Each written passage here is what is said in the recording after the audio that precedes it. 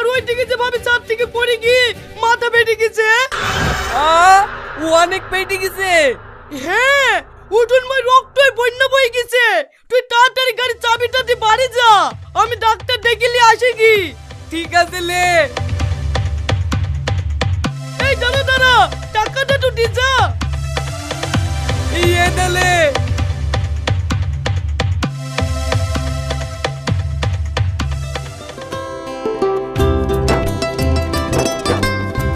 লাও চাপো।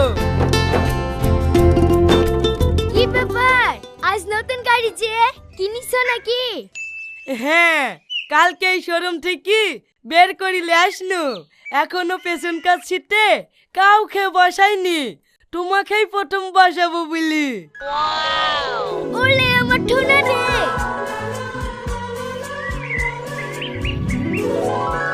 আজ কোথায় যাবা? তুমিই বলো না কোথায় যাবা। তুমি যেখানেই যেতে চাইবা আমি সেখানেই নিয়ে যাব।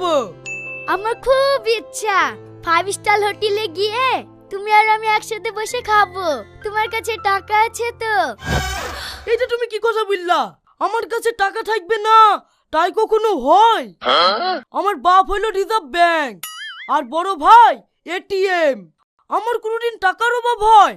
তুমি শুধু এখানে গিয়ে বলবা কি খাবা। ঠিক আছে জান, তাহলে কি তো তোমাকে এত ভালোবাসি, চলো।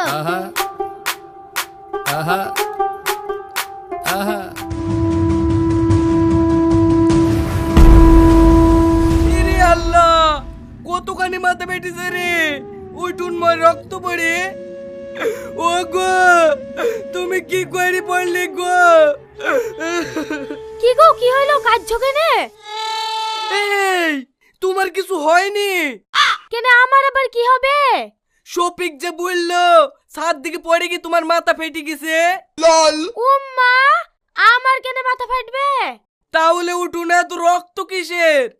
ও, তোমার বোন বানু বেড়াতে আসছে তো, তাই একটা মুরগি জবাই করনু। ওটা মুরগির রক্ত। শালার অমানুষ, আজও আমাকে মিথ্যে কথা বলিছে। বাড়ি আই, তোকে তুইলে ধুনা করছি।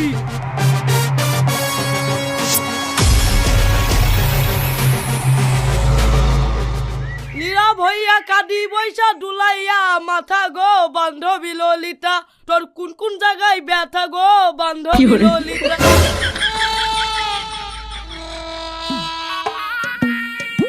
ভাই, তুই আমাকে ক্ষমা করে দে।